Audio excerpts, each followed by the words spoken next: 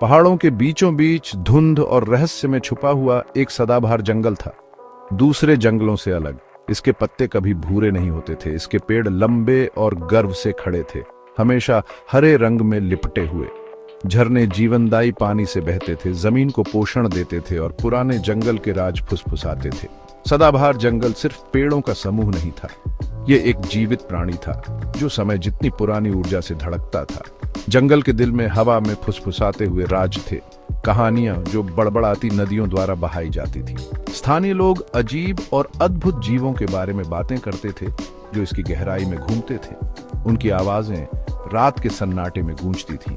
लेकिन सदाबहार जंगल का सबसे छुपा हुआ राज सदाबहार राजा का अस्तित्व था, जो उसका रक्षक और संरक्षक था। सदाबहार राजा जंगल जितना ही पुराना था, वह सोने के ताज और रत्नों के सिंहासन वाला पारंपरिक राजा नहीं था। उसका ताज पत्तों का छत्र था जो सूरज की रोशनी को छानता था, जंगल के फर्श पर चितकबरे पैटर्न बनाता था। उसका सिंहासन सबसे पुराना, सबसे गांठदार पेड़ था, जिसकी जड़ें पृथ्वी के हृदय में गहरी तक पहुंचती थी। राजा का दिल जंगल की लय के साथ धड़कता था। उसकी सांसें पत्तों से सरसराती हवा थीं। उसकी आंखें जब वह उन्हें खोलता था तो जुगनुओं के हरे रंग की तरह चमकती थी। जब तक जंगल फलता फूलता रहता, सदाबहार राजा राज करता रहता। उसकी जीवन शक्ति जंगल के भाग्य से जुड़ी होती, लेकिन अगर उसके प्यारे जंगल को नुकसान पहुंचाया जाता तो उसका क्रोध देखने लायक होता। एक दिन सदाबहार जंगल की शांति भंग हो गई।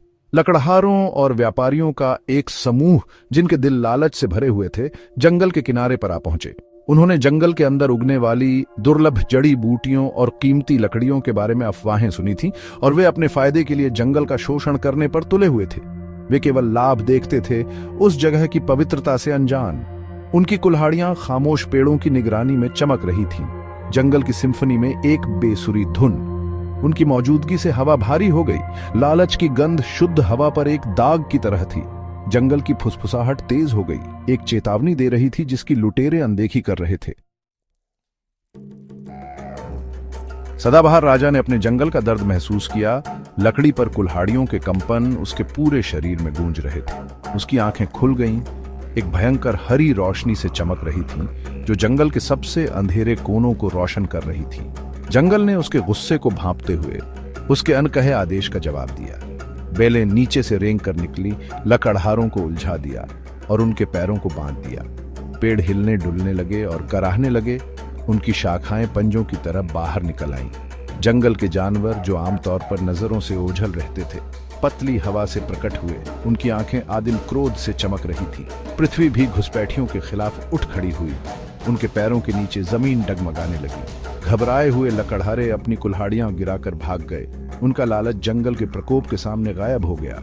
सदाबहार राजा ने उन्हें जाते हुए देखा। उसका गुस्सा धीरे धीरे कम हो रहा था, जैसे समुद्र का ज्वार उतरता है।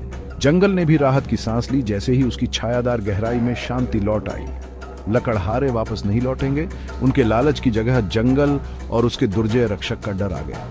सदाबहार राजा ने एक बार फिर अपने राज्य की रक्षा की थी, यह सुनिश्चित करते हुए कि सदाबहार जंगल का प्राचीन जादू आने वाली पीढ़ियों तक फलता फूलता रहेगा।